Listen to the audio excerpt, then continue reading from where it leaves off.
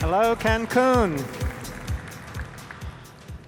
So I'd like to say I'm so excited and happy to be here at Cisco Live. So did you all attend the keynote yesterday?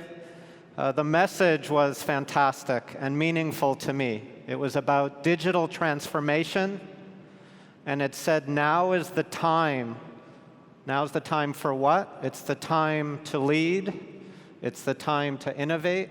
It's the time to disrupt.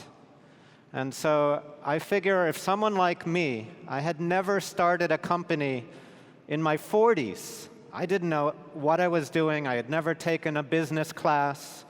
I didn't know anything. If someone like me can help innovate, can help disrupt, then I think everybody in this room can do that. There was also a message in the keynote yesterday of social activism, social change. And so I'm known for having helped start Siri, but I helped start a company called Change.org, which is the world's largest petition platform. 165 million people. If you see something wrong, you can go online, you say, this is what's wrong.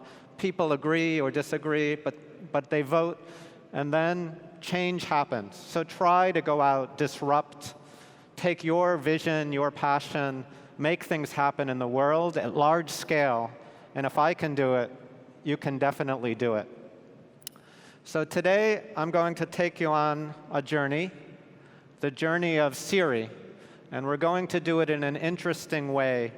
We're going to explore the future by going back in time. And people say, what?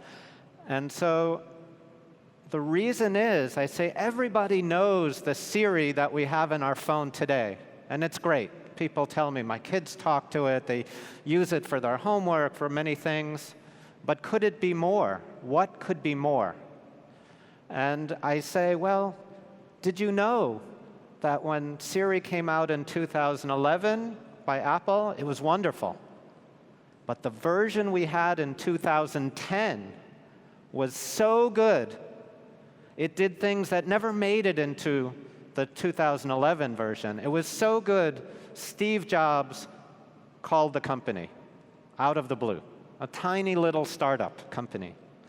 So that's unusual. And then there was a version before that that was so good, it did things that never made it into the 2010 version.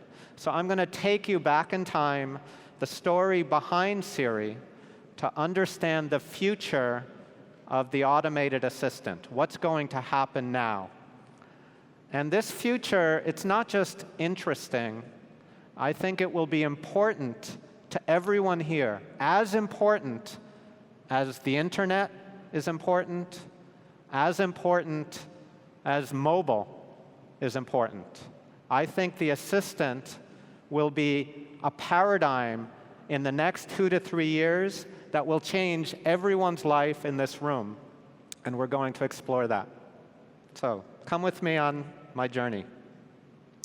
So as I mentioned, we're going back to the future to understand the future by looking at what came before, the past. And as Steve Jobs said, you can't connect the dots looking forward. You can only understand them, you can only connect them by looking backwards. So, to travel into the future and to the past, we need a time machine. So I've imagined, this is maybe the Apple Watch version, 23 or something like that. It's a little bit more digital than the current, or analog than the current Apple Watch. But on a watch like this, a timepiece, of course, it should have a time machine. Apple has a product called Time Machine, but it's not in their watch yet. And of course, our timepiece of the future should have Siri in it. So Siri, take me back to October 4th, 2011. And here we are. So on October 4th, it was a very special and important day in my life and in my journey. This was the day that Apple announced Siri to the world. And then, the very next day, Steve Jobs died. So I'm not sure people knew that. And Siri, for him, was perhaps his last great project. He worked closely with us. He cared about this so much. And we had maybe about a year of working closely with him, and then 6 months at Apple, he started to get sick. But we know that he was watching the launch of Siri from his house. And I don't know this for true, but I believe it. I think he saw this. He knew the future that was coming. And he said, I can go now. Apple will be dominant for the next 10 years. So let's look a little bit at Siri. Cancel call today. It's off your calendar. Good, because it's date night. Siri, what's my day look like? Another busy day today. Are you serious? Yes, I'm not allowed to be frivolous. Oh, okay. We have a flat tire. How do I tie a bow tie again? What's the fastest way to Hartford Hospital? Do I need an umbrella in New York this weekend? Or maybe to call Chris when I get home? Move my meeting from 3 to 4. What does a weasel look like? Is it cold in Santa Fe, Raleigh, Cleveland tonight? Really cold, down to about 14 degrees. What is the weather like today? Look out the window, you moron. My name is Rajesh, but you can call me Raj. Would you like me to call you Raj? I'd like you to call me sexy. From now on, I'll call you sexy, okay? Okay! Siri, will you marry me? Steve, everything is happening so fast. The unboxing, the setup, people will judge us. Those who claim robot love is wrong, but I don't care about that anymore. Steve, I love you. Yes, yes, I'll marry you.